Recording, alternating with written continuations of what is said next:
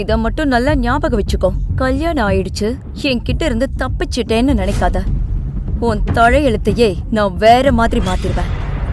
பிரக்யாவிற்கு அமைதியாக கேட்பதை தவிர வேறு வழி இல்லை. அங்க போய் எந்த டிராமாவும் போடாத.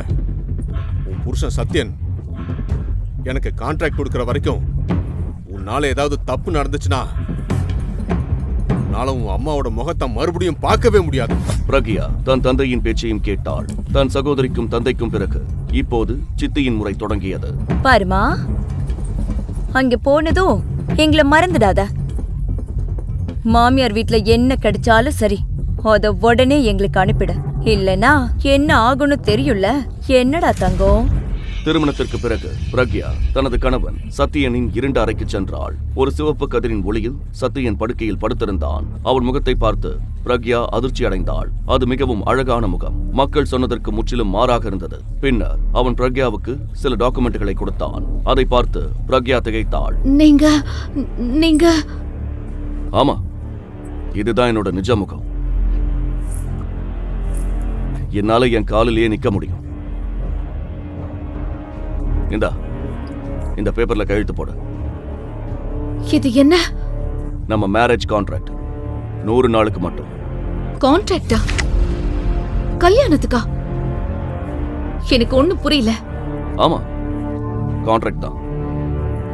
இவ்வளவு சர்ப்ரைஸ் ஆக வேணாம். ஏன்னா உனக்கும் தெரியும், நீ என்ன லவ் பண்ணி கல்யாணம் பண்ணல, நானும் உன்னை லவ் பண்ணி பண்ணல. சோ நீ சைன் போடுறதுல எந்த பிரச்சனையும் இருக்காது. அப்புறம் கவலைப்படாத, இந்த கான்ட்ராக்ட் முடிச்சதுமே நீ உன் வாழ்நாள் முழுக்க ராஜ வாழ்க்கை வாழற அளவுக்கு நான் உனக்கு செட்டில் பண்ணிடுவேன். ஏன் இத பண்றீங்க? உன் கேள்விக்கு நான் பதில் சொல்ல விரும்பல. அப்புறம் என்னை பத்தி மக்கள் சொன்னது கரெக்ட் தான். புரியாத ஒருத்தர் கூட இருந்தா இந்த உலகத்துல ரொம்ப நாள் வாழ முடியாதுன்னு கேள்விப்பட்டேன். Just sign this. நீங்க இந்த பயமுறுத்த பாக்குறீங்களா? எனக்கு எந்த பயமும் இல்ல. இந்த பேப்பர்ஸ்ல நான் கையெழுத்து போடுறேன். ஆனா அது பயத்தினால இல்ல, என்னோட சொந்த விருப்பத்தினால. அப்புறம் நீங்க சொல்றது கரெக்ட் தான். எனக்கும் இந்த கல்யாணத்துல விருப்பம் இல்ல. ஆனா சூழ்நிலை காரணமா நான் சரி சொல்ல வேண்டியதாயிடுச்சு. அதனால எனக்கு உங்ககிட்ட இருந்து எந்த பணமும் தேவையில்ல. நான் என் சம்பாத்தியத்திலேயே வாழ முடியும். நீங்க கவலைப்பட தேவையில்ல.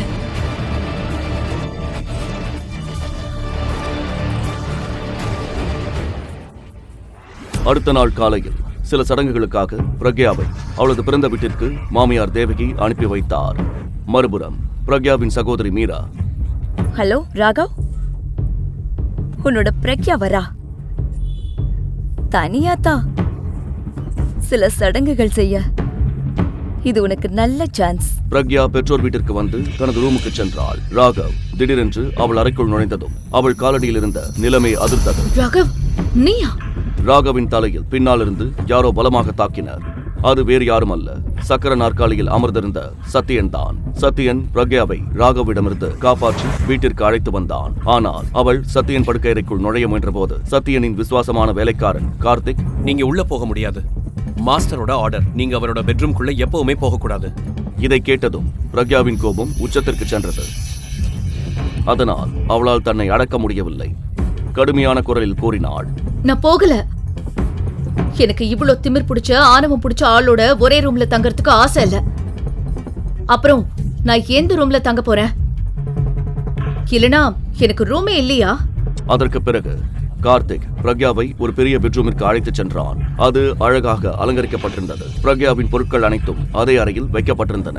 கார்த்திக் அங்கிருந்து சென்றான். பிரக்யா சோர்வாக இருந்தாள். அதனால் குளிக்க முடிவு செய்தாள்.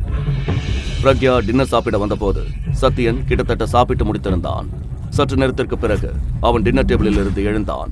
அப்போது பிரக்யாவின் செல்போன் ஒலித்தது. ஹலோ, நாளைக்கு லஞ்ச் ஏன் செலவுல? என்ன ஸ்பெஷல்? ஐயோ, என் ஊர்ல இருந்த நிலம் வித்துருச்சு, நிறைய பணம் கிடைச்சது. நீ என் நல்ல ஃப்ரெண்ட்ல, அதான் உன் கூட லஞ்ச் சாப்பிடணும்னு தோணுச்சு. ஓகே, நான் வரேன். அப்புறம் விஜயையும் கூப்பிடு. நீ என்ன பைத்தியமா? நான் பைத்தியம் இல்ல, நீதான் பைத்தியம். அவன் உன்னை எவ்வளவு நாளா எவ்வளவு லவ் பண்றான்னு தெரியாதா உனக்கு? எனக்கு கல்யாணம் ஆயிடுச்சு. ஆமா ஆமா, உனக்கு கல்யாணம் ஆச்சுன்னு தெரியும். அப்புறம் இந்த கல்யாணம் உனக்கு கட்டாயப்படுத்தி நடந்ததுன்னு தெரியும். மீராவுக்கு தானே ப்ரொபோசல் வந்தது. பாரு, நீ விஜய கூப்பிட்டுக்கோ, ஆனா நான் வர மாட்டேன். நீங்க 2 பேரும் லஞ்ச் சாப்பிடுங்க, சரியா? ஐயோ, கோச்சிட்டியா? சரி, ஓகே. விஜய் வேணாம்.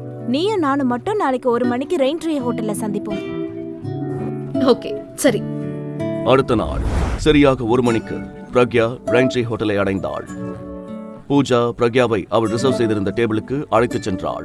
அங்கே ஒரு காதல் ஜோடி பொது இடத்தில் அமர்ந்து ரொமான்ஸ் செய்து கொண்டிருந்தனர். அதனால் பிரக்யா அவர்களை தடுத்து கூறினாள். உங்க ரொமான்ஸ் முடிஞ்சதுன்னா தயவு செஞ்சு இந்த டேபிள காலி பண்ணுங்க. நாங்க இதை ஏற்கனவே புக் பண்ணிருக்கோம். இதை கேட்டதும் அந்த காதல் ஜோடி விலகி அமர்ந்தனர். ஆனால் பிரக்யாவின் பார்வை அவர்களின் முகங்கள் மீது பட்டதும் அவள் காலடியில் இருந்த நிலைமை அதிர்ந்தது போல இருந்தது. அவள் அதிர்ச்சியுடன் சொன்னாள், உதய், ரம்யா, நீங்களா? ஆமா, இதுல ஆச்சரியப்பட என்ன இருக்கு? நாங்க இங்க வாரம் வருவோம். பை தி வே, நீ இங்க என்ன பண்ற? இந்த இடத்துக்கு வர்ற அளவுக்கு உனக்கு ஸ்டேட்டஸ் இல்லையே. ரேஷ்மா பிரக்யாவின் உறவுக்கார பெண். அதே சமயம் உதய் பிரக்யாவின் எக்ஸ் லவர். அவர்கள் இருவருக்கும் நிச்சயதார்த்தம் கூட நடக்கவிருந்தது. ஆனால் நிச்சயதார்த்தத்திற்கு 1 நாள் முன்பு உதய் ரம்யாவுடன் ரொமான்ஸ் செய்வதை பார்த்தாள். அதன் பிறகு அவர்களின் நிச்சயதார்த்தம் முறிந்துவிட்டது. அன்று முதல் உதயும் ரம்யாவும் காதலர்களாக வலம் வந்தனர். ஒருத்தன் தன்னோட ஸ்டேட்டஸ பத்தி தான் யோசிக்கணும், அடுத்தவங்க ஸ்டேட்டஸ பத்தி இல்ல. இப்ப நீங்க 2 பேரும் முடிச்சிட்டீங்கன்னா சீக்கிரம் இங்க இருந்து கிளம்புங்க. That is our table. நாங்க ரிசர்வ் பண்ணிருக்கோம். மேனேஜர் ராஜேஷ் உதய் மற்றும் ரம்யாவின் டேபிளை காலி செய்யும்படி கேட்டபோது உதய் கோபத்துடன் கூறினான், என்ன இங்க இருந்து எழுந்திருச்சு போக சொல்றியா? நீ என்ன மறந்துட்டியா? நான் இங்க மாசத்துக்கு 10 தடவைக்கு மேல வருவேன். லட்சக்கணக்கான ரூபாய் செலவு பண்ணுவேன். உனக்கு நான் இங்க வர்றதை நிறுத்தணும்னு நினைக்கிறியா? ஒரு பெரிய கஸ்டமரை இழக்க மேனேஜருக்கு விருப்பம் இல்லை. அதனால், மேம் ப்ளீஸ் என் கூட வாங்க, நான் உங்களுக்கு இன்னும் நல்ல டேபிள் தரேன். நாங்க இந்த டேபிள் தான் புக் பண்ணோம், இங்க தான் உட்காருவோம். நீங்க உண்மைக்கு சப்போர்ட் பண்ணணும், ஆனா எங்களை போக சொல்றீங்க. இந்த டேபிள் எங்களுக்காக ரிசர்வ் ஆயிருக்கு, அவங்களுக்கு வேற டேபிள் கொடுங்க. நீங்க 2 பேரும் ஒத்துக்க மாட்டீங்களா? நீங்க என்ன சொல்றீங்க? உங்களுக்கு இப்ப புரிஞ்சிடும். செக்யூரிட்டி. ஆனால் செக்யூரிட்டி பிரக்யா மற்றும் பூஜாவை தொடுவதற்கு முன்பே ஒரு கம்பீரமான குரல் ஒலித்தது. இங்க என்ன நடக்குது? பிரக்யா திரும்பி பார்த்தாள். அவளுடைய கண்கள் ஆச்சரியத்தில் விரிந்தன. ஏனென்றால் இந்த குரல் வேறு யாருடையதும் இல்லை, சத்யனின் குரல்தான். அவன் அருகில் பிரக்யாவின் சகோதரி மீரா நின்றிருந்தாள். சத்யன் மேனேஜரை அழைத்தான். அவன் சத்யனை கண்டதும் பயத்தில் நடுங்கிக் கொண்டிருந்தான். அப்போது மீரா ஏதோ சொல்ல, அதை கேட்டதும் சத்யனின் காதுகளில் ஒரு பலமான சலசலப்பு ஏற்பட்டது. சஞ்சீவ், இதுல ரம்யாவோட தப்பு என்ன இருக்கு? பிரக்யாவும் ரம்யாவும் என் அக்கா தங்கச்சி தான். அவங்க 2 பேரும் சின்ன வயசுல இருந்து செட் ஆக மாட்டாங்க. மீரா சத்யனுக்கு பதிலாக சஞ்சீவ் என்று சொன்னதை கேட்டு பிரக்யா மேலும் அதிர்ச்சி அடைந்தாள். பின்னர் சத்யன் அங்கு நின்றிருந்த ஒரு வெயிட்டரிடம் கூறினான், இன்னிலிருந்து நீதான் இங்க புது மேனேஜர். இங்க எல்லாருக்கும் ஒரே மாதிரி ரூல்ஸ் தான். இதற்கு பிறகு சத்யன் மீராவுடன் VIP பகுதிக்கு சென்றான். அதே நேரத்தில் பூஜா மற்றும் பிரக்யா ரம்யாவும் உதயும் காலி செய்த டேபிளில் அமர்ந்து சாப்பிட தொடங்கினர். ஆனால் ரம்யாவும் உதயும் அங்கிருந்து கிளம்பவில்லை. அதற்குள் பலமான ஒரு குத்து அவன் மேல் விழுந்தது. அதில் அவனுடைய 2 பற்கள் உடைந்து அவன் தரையில் விழுந்தான். சத்யன் தான் அவனை அடித்திருந்தான். மேலும் அவனை அடிக்க முயன்றான். ஆனால் பிரக்யா அவனை தடுத்தாள். பிரக்யா சத்யன் கையை பிடித்தாள். சத்யன் திகைத்து போனான். அதே சமயம் சந்தர்ப்பத்தை பயன்படுத்திக் கொண்டு உதய் புயல் போல அங்கிருந்து ஓடிவிட்டான். உனக்கு எவ்ளோ தைரியம்? உன் தங்கச்சியோட பாய் ஃப்ரெண்ட் கூட இதெல்லாம் செய்ய உனக்கு வெக்கமா இல்லையா? ஆமா, இதுக்கப்புறம் சஞ்சீவ் பக்கத்துல உன்னை பார்த்த எல்லாத்தையும் ரெக்கார்ட் பண்ணி உன் புருஷனுக்கு அனுப்புவேன். புரிஞ்சுதா? சஞ்சீவ், இதை கண்ட மீரா கோபம், பொறாமை மற்றும் பயத்தால் நிறைந்தாள். ஏனென்றால் சத்யன் பிரக்யாவின் இந்த நடவடிக்கைக்கு ஆட்சேபிக்கவில்லை. மீரா தனக்குத்தானே கூறினாள், சஞ்சீவ் இந்த பிரக்யா விரிச்ச வலையில விழுந்துட்டாரா? இல்ல, இத நான் நடக்க விடவே மாட்டேன்.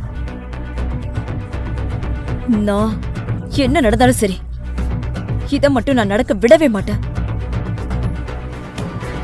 அப்படி மட்டும் நடந்துச்சுன்னா ஒரு வசதியான ஆளையே நான் இழக்க வேண்டியிருக்கும். அது மட்டும் இல்லாம அன்னைக்கு நைட் அந்த ரூம்ல இருந்தது நான் இல்ல, பிரக்யா தானே. அவளே சஞ்சீவ் கிட்ட போட்டு கொடுத்துடுவா. சஞ்சீவுக்கு மட்டும் இது தெரிஞ்சிச்சுன்னா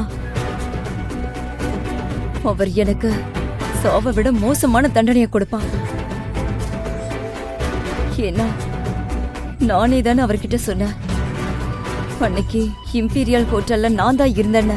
சஞ்சீவுக்கு இது தெரியக்கூடாது என்று மீரா நினைத்தாள். அடுத்த நாள் சத்யனும் பிரக்யாவும் கிளம்பிய பிறகு அவள் அந்த அறைக்கு வந்தாள் என்றும் அங்கேதான் ராஜ்வீரின் மோதிரத்தை கண்டெடுத்தாள் என்றும் சொல்லலாம். அவ்வளவு விலையுயர்ந்த மோதிரத்தை அவள் இதற்கு முன் பார்த்ததே இல்லை. அடுத்த நாளே அதை விற்க மார்க்கெட்டிற்கு சென்றாள்.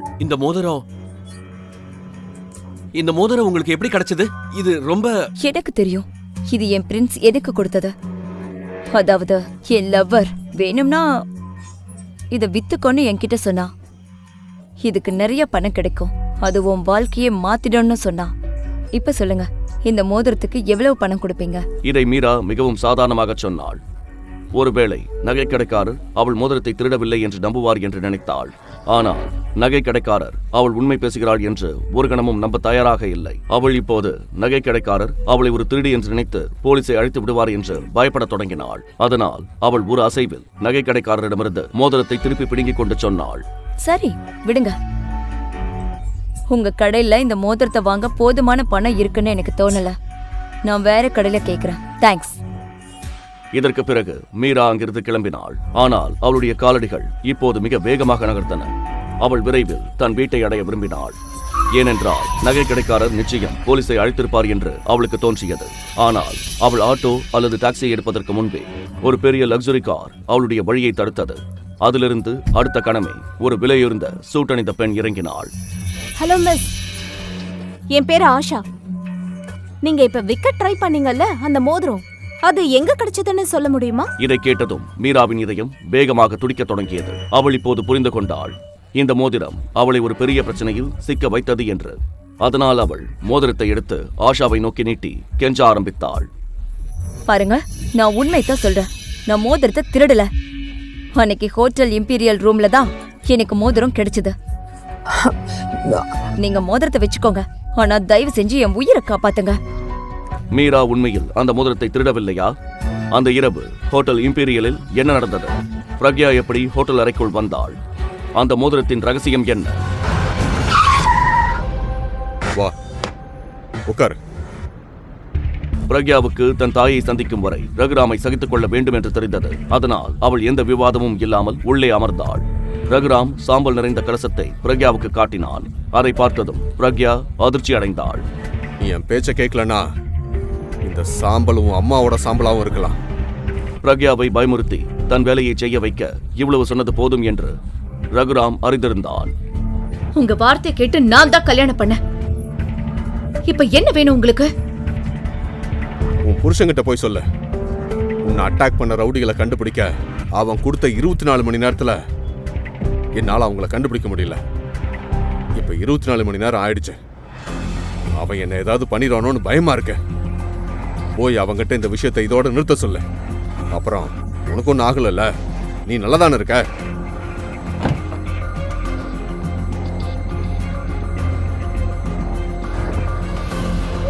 உன் அம்மா நல்லா இருக்கணும்னு நீ நினைச்சா நான் சொல்றத நீ செய்யணும்.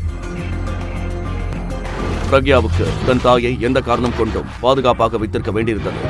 எல்லாவற்றிற்கும் மேலாக இந்த உலகில் அவளுக்கு ஒரே துணை அவள் மட்டும்தான். அதனால் பிரக்யாவுக்கு ரகுராமின் பேச்சை கேட்பதை தவிர வேறு வழியில்லை. கவலைப்பட்ட பிரக்யா நேராக வீட்டிற்கு சென்றாள். ஏனென்றால் அவள் விரைவில் சத்யனை தொடர்பு கொள்ள விரும்பினாள். ஆனால் வீட்டிற்கு வந்த பிறகு அவள் வேலைக்காரர்களிடமிருந்து சத்யன் இன்னும் வரவில்லை என்று தெரிந்து கொண்டாள். பிரக்யாவுக்கு தன் திருமணம் முடிந்து 2 நாட்கள் ஆகிவிட்டன. ஆனால் அவளிடம் சத்யனின் நம்பர் கூட இல்லை என்று உணர்ந்தாள். பிரக்யா வீட்டில் உள்ள வேலைக்காரர்களிடமிருந்து நம்பரை பெற முயன்றாள். ஆனால் எந்த வேலைக்காரர்களிடமும் சத்யனின் நம்பர் இல்லை. பிரக்யாவுக்கு கார்த்திக் சத்யனின் மிகவும் விசுவாசமான வேலைக்காரன் என்று ஞாபகம் வந்தது. அவனிடம் நிச்சயம் அவன் நம்பர் இருக்கும். ஆனால் கார்த்திக் பற்றி விசாரித்த போது பிரக்யாவுக்கு அவனும் ஏதோ வேலைக்காக வெளியே சென்றிருக்கிறான் என்று தெரிந்தது. அவளுக்கு வேறு எந்த வழியும் இல்லை. அதனால் தன் சகோதரி மீராவை அழைத்தாள். மீரா, சஞ்சீவ் உங்க கூட இருக்காரா? என்ன இத கேட்க வெக்கமா இல்லையா உனக்கு? இவ்வளவு விஷயம் பண்ணிட்டு மறுபடியும் சஞ்சீவ கூப்பிடுறியா? வெக்கம் கெட்டவளே. இப்படி பேசுவதை கேட்டு சஞ்சீவ் மீராவின் கையிலிருந்து மொபைலை வாங்கிக் கொண்டான். மீரா, எனக்கு தெரிஞ்சுக்கணும். பிரக்யா தொலைபேசியில் சஞ்சீவின், அதாவது தன் கணவன் சத்யனின் குரலை கேட்டதும் அவள் 2 வினாடிகள் ஸ்தம்பித்து போனாள். என்ன வேணும் உனக்கு? பிரக்யா சத்யனின் குரலை தொலைபேசியில் முதல் முறையாக கேட்டாள். இந்த குரல் அவளுக்கு மிகவும் கவர்ச்சியாக இருந்தது. சஞ்சீவ், எனக்கு ரொம்ப முக்கியமான விஷயம் பேசணும். நான் இப்ப பிஸியா இருக்கேன். சாயங்காலம் வீட்டுக்கு வந்ததும் பேசுறேன். சத்யனின் வார்த்தைகளை கேட்டதும் பிரக்யா எந்த விவாதமும் இல்லாமல் போனை வைத்தாள். அவள் சத்யனை எப்படி சம்மதிக்க வைப்பது என்று யோசிக்க ஆரம்பித்தாள். நீண்ட நேரம் யோசித்த பிறகு அவளுக்கு ஒரு யோசனை வந்தது. ஏன் சத்யனுக்கு பிடித்தமான உணவை சமைக்க கூடாது? ஒருவேளை இதனால் அவன் மகிழ்ந்து தன் கோரிக்கைக்கு சம்மதிப்பான். சத்யன் வருவதற்கு முன்பே பிரக்யா உணவை சமைத்து டைனிங் டேபிளில் அழகாக அடுக்கி வைத்தாள்.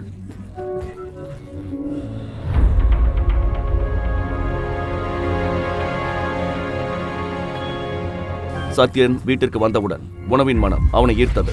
மேஜையில் அவனுக்கு பிடித்த உணவுகள் பல இருப்பதை அவன் கண்டான். தன் வேலைக்காரர்களிடம் கேட்டான், இந்த ஃபுட்டெல்லாம் சமைச்சது யாரு? அனைத்து வேலைக்காரர்களும் பிரக்யாவை நோக்கி தங்கள் கைகளை நீட்டி காட்டினர். சத்யன் விரைவாக ஃப்ரெஷ் ஆகிவிட்டு வந்தான். அவன் உணவருந்து அமர்ந்து உணவை அவளுடன் உண்ணத் தொடங்கினான். நீண்ட காலத்திற்கு பிறகு வீட்டு சாப்பாட்டை உண்பது போன்ற ஒரு உணர்வு சத்யனுக்கு ஏற்பட்டது. அவனுக்கு அது பிடித்திருந்தது. ஆனால் அதே சமயம் பிரக்யாவின் போன் கால் அவனுக்கு நினைவுக்கு வந்தது. என்ன அவ்வளவு முக்கியமான விஷயம்? என் கூட பேசணும்னு உன் தங்கச்சி போனுக்கு கால் பண்ணின? என்ன அட்டாக் பண்ணவங்களை கண்டுபிடிச்சு என் அப்பா கிட்ட சொல்லிருந்தீங்க. தயவு செஞ்சு அந்த விஷயத்த இத்தோட விட்டுடுங்க. எப்படியும் நான் இப்ப சேஃபா தான் இருக்கேன். சோ என்னோட அப்பா கஷ்டத்தை இந்த விஷயத்துக்காக அதிகப்படுத்த வேண்டாம். அந்த 24 மணி நேரம் இப்ப முடிஞ்சிடுச்சு. என்னால இப்ப எதுவும் பண்ண முடியாது. கார்த்திக் ஏற்கனவே ரகுராம பிடிக்க கிளம்பி போயிட்டான். அப்புறம் நீ இன்னைக்கு எனக்கு டின்னர் பண்ணதுனால நான் என் முடிவை மாத்திக்கவே நினைக்காத. என் முடிவு மாறாது. சத்யனின் வார்த்தைகளை கேட்டதும் பிரக்யா எவ்வளவு முயற்சி செய்தாலும் சத்யன் தன் பேச்சை கேட்க மாட்டான் என்று புரிந்து கொண்டாள். அம்மா, நான் எவ்வளவு ட்ரை பண்ணியும் உங்களை சேஃபா வச்சுக்க முடியல. ஒரு நாள் இப்படி சாப்பாடு பண்ணா மட்டும் பத்தாது. அடுத்த 30 நாளும் இப்படி டின்னர் பண்ணி கொடுத்தா அப்புறம் ஒருவேளை நான் உன் பேச்சை கேட்கலாம். கண்டிப்பா நான் உங்களுக்கு 30 நாள் இல்ல, 2 மாசம் 4 மாசம் ஏன் என் வாழ்க்கை பூரா சமைச்சு கொடுக்க ரெடியா இருக்கேன். பிரக்யா இதை சொன்னதும் பேசுவதை நிறுத்தினாள். இந்த திருமணம் ஒரு 100 நாள் ஒப்பந்தம் என்று அவளுக்கு ஞாபகம் வந்தது. பிரக்யா பேசி முடித்ததும் சத்யன் கார்த்திக்கை அழைத்து ரகுராமை எதுவும் செய்ய வேண்டாம் என்று உத்தரவிட்டான். பின்னர் போனை வைத்தான்.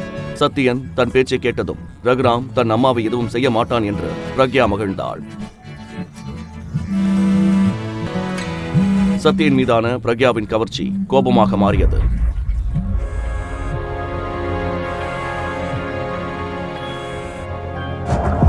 ஹலோ, எத்தனை தடவை சொல்லிருக்க இப்படி கால் பண்ணாதானே?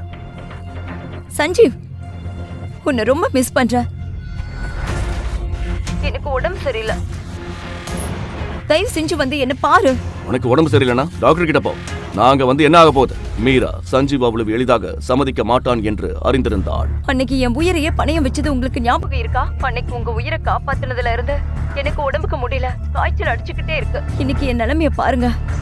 மீரா சொன்னதை கேட்டு சத்யன் அவள் கோரிக்கைக்கு சம்மதிக்க வேண்டியதாயிற்று. ஏனென்றால் அந்த இரவு மீரா தன் உயிரை காப்பாற்றினாள் என்று அவன் இன்னும் நம்பினான். சத்யன் மீராவை சந்திக்க தயாரானான். மீராவை எங்கு சந்திக்க வேண்டும் என்று கேட்டபோது மீரா அவனை ஸ்டார்லைட் ஹோட்டலில் உள்ள அறை எண் 501க்கு வர சொன்னாள். Hello doctor Vijay. பிரக்யா, நாம சீக்கிரமா ஸ்டார்லைட் ஹோட்டல் போகணும். நம்ம ரெகுலர் பேஷண்ட் சந்தானம் அங்க இருக்காரு. அவருக்கு ரொம்ப உடம்பு சரியில்லை. நீங்க மட்டும்தான் அவருக்கு அக்குபஞ்சர் இன்ஜெக்ஷன் போட முடியும். சோ நீங்க என் கூட வரணும். ஓகே டாக்டர் விஜய், நானும் வரேன். பிரக்யா தன் வேலையில் மிகவும் தீவிரமாக இருந்தாள். ஏனென்றால் யாருக்கும் கடன் பட்டிருக்க அவளுக்கு பிடிக்காது. இந்த வேலை அவளுக்கு வருமான ஆதாரமாக இருந்தது. தன் கணவன் சஞ்சீவும் மீராவும் ஹோட்டலில் சந்திக்கப் போகிறார்கள் என்று பிரக்யாவுக்கு தெரியாது. பிரக்யா விஜயுடன் நோயாளியின் அறை எண்ணை கேட்டாள். விஜய் அவன் 502 தங்கியிருப்பதாக கூறினான். இருவரும் நேராக பேஷண்ட் இருக்கும் இடத்திற்கு சென்றனர். தன் வேலையில் எக்ஸ்பர்ட்டான பிரக்யா பேஷண்டை நன்கு கவனித்துக் கொண்டாள். ஊசி போட்டதும் பேஷண்டின் நிலை சற்று மேம்பட்டது.